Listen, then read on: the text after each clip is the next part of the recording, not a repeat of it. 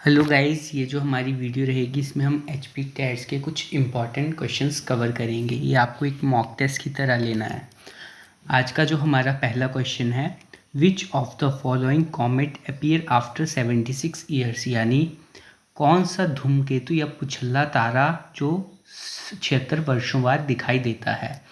Option है हेले comet, हेलमेज, डोनाडीज, alpha century. तो इसका जो सही आंसर है वो हमारा हेले कॉमेट है। ये जो है 76 ईयर्स के बाद दिखाई देता है। और ये जो कॉमेट होते हैं धूमकेतु, ये सूर्य की ओर चक्कर लगाते रहते हैं। ये रिसेंटली जो हमें दिखा था 1986 में दिखा था। नेक्स्ट क्वेश्चन है, the maximum distance between sun and earth, यानी सूर्य और पृथ्वी के बीच की अधिकतम दूरी, उसको हम क्या कहते हैं। उपसौर यानी पेरिहिलियन, अपसौर यानी एपिहिलियन, इक्विनॉक्स, विषुव या इनमें से कोई नहीं। तो जो ज़्यादा दूरी होती है उसे कहते हैं हम एपिहिलियन, और जो सूर्य और पृथ्वी के बीच की सबसे कम दूरी होती है उसे पेरिहिलियन कहा जाता है। आप ऐसे भी याद रख सकते हैं, पी से पास और एपिहिलियन दूर। पिसिकल्चर जो है किस चीज़ से रिलेटेड है, इसका संबंध किस चीज़ से है। फिश, ग्रेप्स, फ्लावर्स, फ्रूट्स, यानी मछली, अंगूर, फ्लावर्स, फ्रूट्स। तो इसका जो संबंध है वो मछली पालन से है। आप मुझे बताइए कमेंट्स में कि अंगूरों की खेती को क्या कहा जाता है। ये कोई एक्सप्लेनेशन वीडियो नहीं है, इसलिए आप जो है एक मॉक टेस्ट की तरह इसे लें। Which of the following state और UT do not share its boundary with Pakistan, यानी निम्न में से कौन सा राज्य या केंद्र शासित प्रदेश अपनी सीमा पाकिस्तान के साथ साझा नहीं करते हैं। ऑप्शन है जम्मू कश्मीर, पंजाब, गुजरात, हरियाणा। तो जो नहीं करता है वो है हमारा option number 4, Haryana. Next question है, Hussain Sagar lake is situated in which state, यानी हुसैन सागर बांध जो है वो कहाँ पर स्थित है। तेलंगाना, जम्मू, तमिलनाडु, महाराष्ट्र। तो ये जो है हमारा तेलंगाना में स्थित है। ऑप्शन नंबर 1 सही है।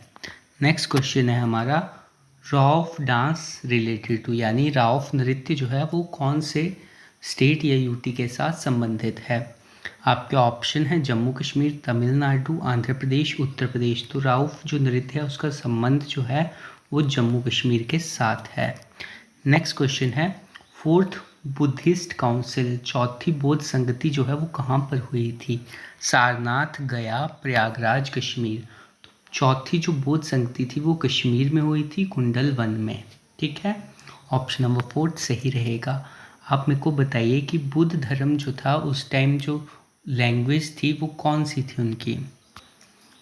नेक्स्ट है, एलोरा जो है उसका प्रसिद्ध मंदिर जो है कैलाश मंदिर, वो किसने बनवाया था। धर्मपाल, कृष्ण प्रथम, राजराज प्रथम, नरसिंह देव। तो ये जो एलोरा का प्रसिद्ध कैलाश मंदिर है वो कृष्ण प्रथम ने बनवाया था, और ये कौन थे, राष्ट्रकूट से संबंधित थे, राष्ट्रकूट वंश से। तो आपसे यहाँ से ऐसे भी पूछा जा सकता है कि कैलाश मंदिर कौन से वंश द्वारा बनाया गया था। तो ऑप्शन क्या होगा, राष्ट्रकूट।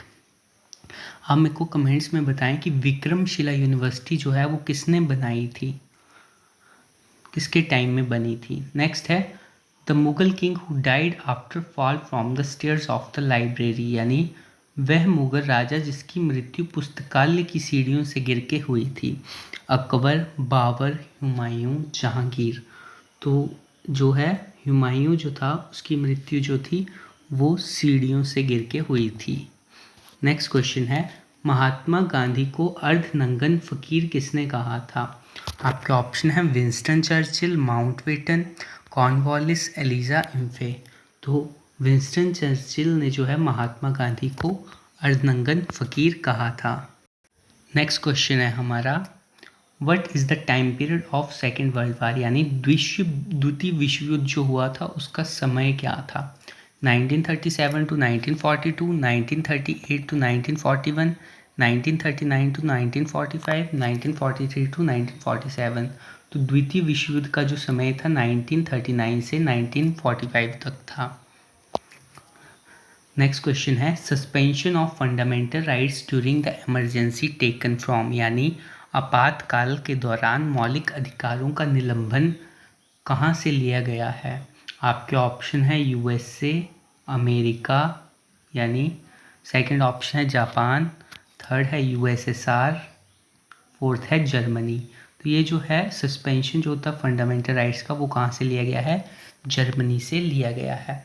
आप मेरे को कमेंट्स में बताएं कि जो आपातकाल है उसके दौरान कौन सा जो आर्टिकल है हमारा, वो जो है निलंबित हो जाता है, वो सस्पेंड कर दिया जाता है। नेक्स्ट है which article of the Indian constitution related to evolution of title, यानी भारतीय संविधान का कौन सा अनुच्छेद उपाधि के उन्मूलन से संबंधित है?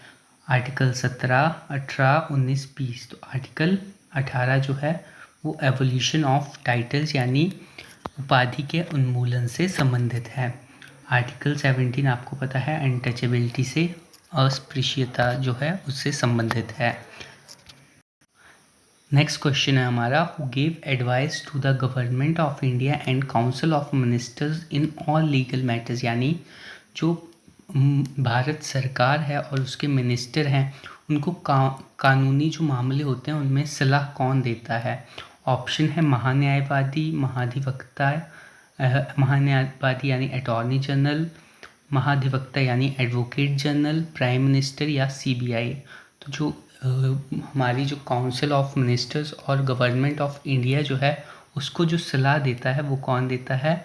तो हमारा option number first attorney general of India महान्यायवादी होगा। और स्टेट गवर्नमेंट को कौन देता है कानूनी सलाह? तो महाधिवक्ता यानी एडवोकेट जनरल। नेक्स्ट है एंटी डिफेक्शन लॉ जो है वो कौन से शेड्यूल के अंदर आता है?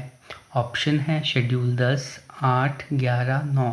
तो दल बल दल जो कानून है हमारा वो हमारा शेड्यूल जो है 10वीं अनुसूची उसके अंदर आता है। अब आप मेरे को कमेंट्स में बताएं कि ये कौन से अमेंडमेंट में जोड़ा गया था। नेक्स्ट है what is the old name of world trade organisation, यानी जो विश्व व्यापार संगठन है उसका पुराना नाम क्या था? GATT, IBRD, Swift, BTRA। तो ये जो है वर्ल्ड ट्रेड ऑर्गेनाइजेशन का पुराना नाम था GATT यानी general agreement on traffic trade. Option number first.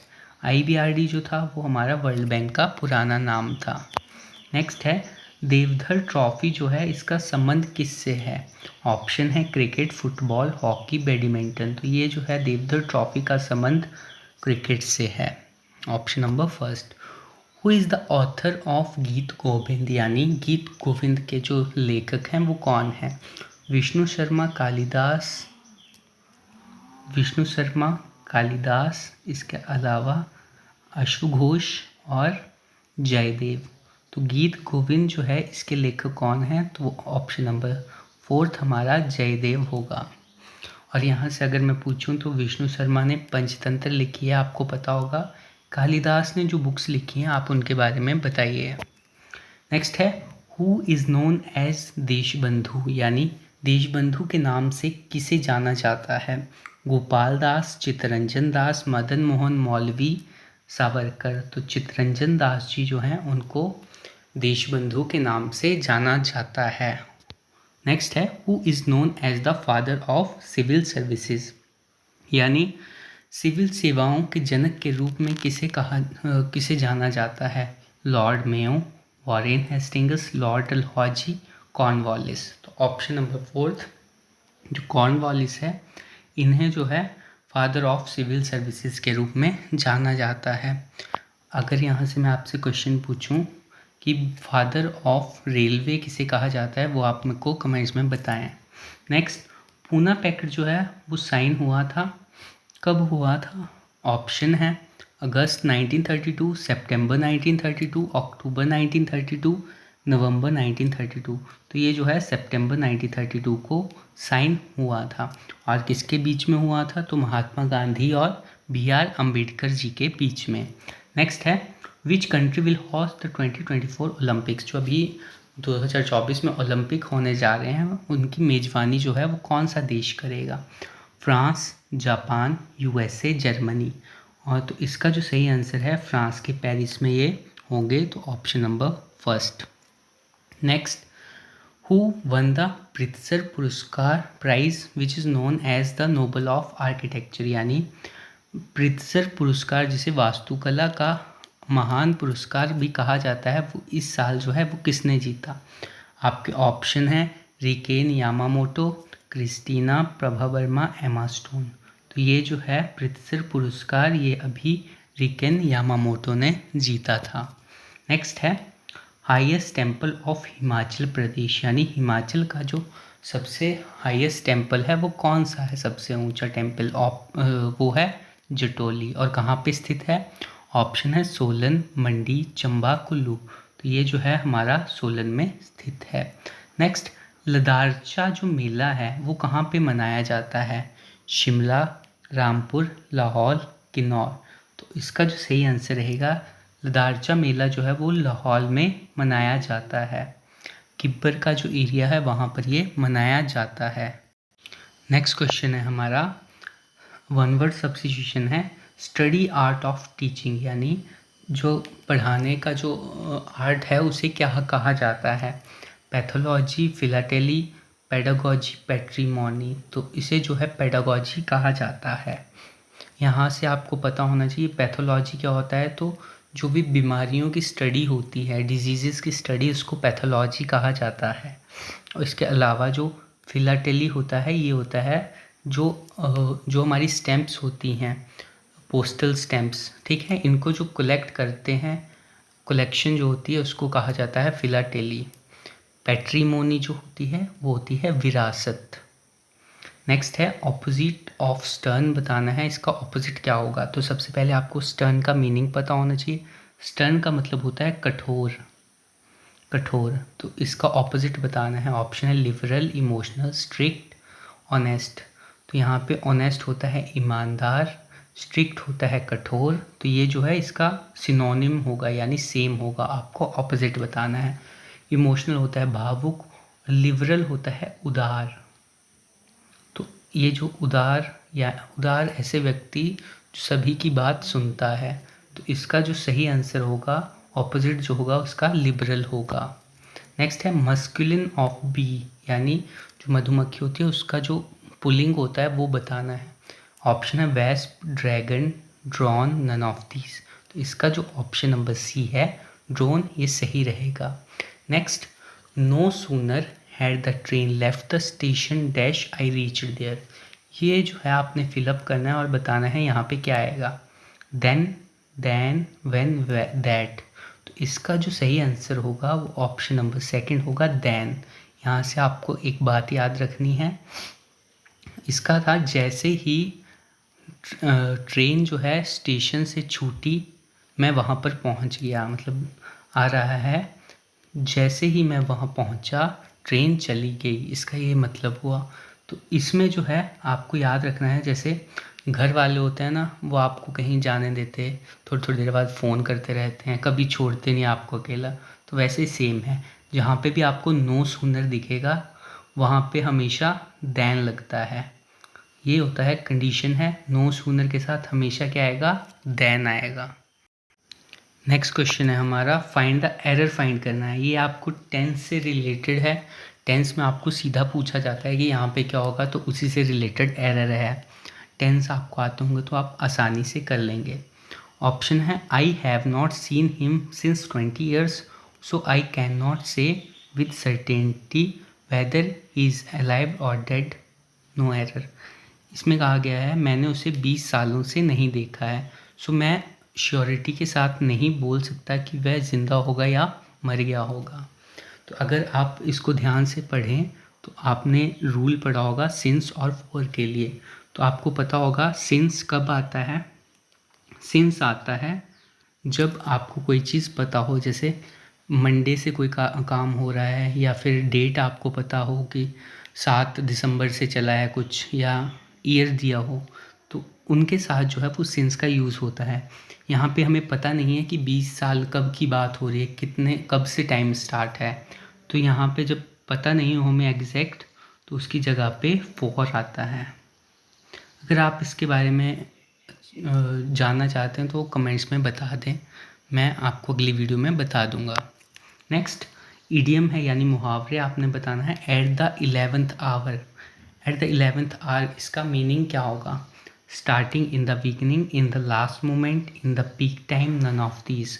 तो इन द 11th टाइम का मतलब होता है अंतिम समय में, इन the last moment. Option number second. Next, dash of flowers, यहाँ पे आपने फिल करना है कि क्या होगा। ऑप्शन है ग्रुप, बंच, बुके, गार्लैंड। तो यहाँ पे जो है ऑप्शन नंबर सेकेंड भी आ जाएगा, थर्ड भी आ जाएगा और फोर्थ भी आ जाएगा। ए बंच ऑफ फ्लावर्स भी होता है, ए बुके ऑफ फ्लावर्स भी होता है, फ्लावर्स, और एक गार्लैंड ऑफ फ्लावर्स भी होता है। तो ये तीनों ही सही हैं। तो आपसे यहाँ से पूछा जा सकता था कि इनमें से कौन सा नहीं है। Next, one who hate marriages, यानी जिसको, वह व्यक्ति जो शादी से घृणा करता है उसे क्या कहा जाता है। ऑप्शन है मिसोग्यानिस्ट, मिसोगेमिस्ट, बिबिलियोफाइल, एनार्की। तो इसका जो सही आंसर रहेगा ऑप्शन नंबर सेकंड जो है मिसोगेमिस्ट, ये रहेगा। यहाँ से बात करी जाए, यहाँ से आपको रूट वर्ड्स पता होने चाहिए। जहाँ भी आपको मिसो दिख जाए इसका मतलब होता है हेट, इसका मतलब होता है हेट। तो यहाँ पे देख सकते हो पहले में है मिसोगैनिस्ट, तो ये होता है जो मिसोगैनिस्ट जो औरतों से घृणा करता है उसे कहा जाता है मिसोगेमिस्ट, यानी जो शादी से घृणा करता है। विविलियोफाइल, विविलियोफाइल जो होता है वो होता है पुस्तक प्रेमी, ठीक है। और एनार्की होता है जब हमारा जो राजतंत्र है उसके बारे में बात की गई हो। यहाँ से आपको जो रूट वर्ड्स याद रखने हैं, मिसो मतलब होता है हेट, जहाँ भी आपको मिसो दिख जाए मतलब हेट की बात हो रही है। जहाँ पे GYN दिख जाए आपको बीच में, इसका मतलब होता है कि लेडीज़ के बारे में बात हो रही है। और जहाँ पे फाइल दिख जाए, फाइल का मीनिंग होता है लव, तो यहाँ पे लव की बात होगी। ये आपको तीनों रूट वर्ड्स याद होने चाहिए, PHILE। नेक्स्ट है, अब कुछ साइकोलॉजी के क्वेश्चंस हैं। National education policy 2020 emphasis on, यानी जो हमारी नेशनल एजुकेशन पॉलिसी है वो किस चीज़ पे जोर देती है। ऑप्शन है रोट लर्निंग, रट के सीखना, प्रैक्टिस एंड ड्रिल, अभ्यास और ड्रिल करना, कंसेप्चुअल अंडरस्टैंडिंग, संकल्पनात्मक समझ, लास्ट कंटेंट ओरिएंटेड। तो इसका जो बिल्कुल नियरेस्ट मीनिंग होगा, जो हमारी नेशनल एजुकेशन पॉलिसी है वो हमारी कंसेप्चुअल अंडरस्टैंडिंग पे को डेवलप करने पे ध्यान देती है। नेक्स्ट है, teacher notice Shivam can not solve her own problems, however he does so in the presence of adult peer और गाइडेंस, दिस इज कॉल्ड, यानी शिक्षक देखता है कि शिवम को अगर क्वेश्चन दिए जा रहे हैं तो वो खुद हल नहीं कर पा रहा है, बट जब उसको किसी उसके साथी या कोई और एडल्ट पर्सन है, बड़ा पर्सन, उससे उसकी हेल्प दी जा रही है तो वो उसको आसानी से कर ले रहा है, तो उसे क्या कहते हैं। ऑप्शन है pre operational, ZPD zone of proximal development, scaffolding, मचान या लिटराइजेशन। तो इसको जो है स्काफोल्डिंग कहा जाता है। स्काफोल्डिंग का मतलब ही होता है कि किसी को ऐसे व्यक्ति से हेल्प करवाना जो उससे ज़्यादा उसके बारे में जानकारी रखता है। नेक्स्ट, JV वॉटसन के अनुसार मनोविज्ञान क्या है। तो इसका जो है मनोविज्ञान, psychology is a science of, Saul है, माइंड है, बिहेवियर है, ब्रेन है। तो JV वॉटसन के अनुसार जो है साइकोलॉजी क्या है, it is a science of behaviour. Option number C सही होगा। नेक्स्ट है, which psychologist construct first intelligence test, यानी कौन से मनोवैज्ञानिक थे जिन्होंने पहला बुद्धि परीक्षण टेस्ट जो है उसका निर्माण किया था। ऑप्शन है James Watson, William Wundt, Alfred beneath. तो ये जो था अल्फ्रेड बिनेट द्वारा पहला बुद्धि परीक्षण का निर्माण किया गया था। नेक्स्ट है, an ideal teacher should concentrate, यानी एक आदर्श शिक्षक को ध्यान केंद्रित करना चाहिए किस पे। ऑप्शन है टीचिंग मेथड यानी शिक्षण विधि, सब्जेक्ट नॉलेज यानी विषय ज्ञान, स्टूडेंट एंड बिहेवियर यानी विद्यार्थी और उसके व्यवहार, या ऑल ऑफ दीज। तो इसका जो है वो इन सभी बातों पे आइडियल जो टीचर होता है, आदर्श शिक्षक, उसको अपना ध्यान केंद्रित करना चाहिए। ये आपके लिए क्वेश्चन है, आपने इसका आंसर बताना है कमेंट्स में। Who is known as the father of white revolution, यानी श्वेत क्रांति का जनक किसे कहा जाता है? Verghese Kurien, MS. Swaminathan, Norman Borlaug, William Smith. Thank you. आप अपना स्कोर जो है वो कमेंट्स में बताएं। वीडियो अच्छी लगे तो प्लीज़ शेयर कर दें।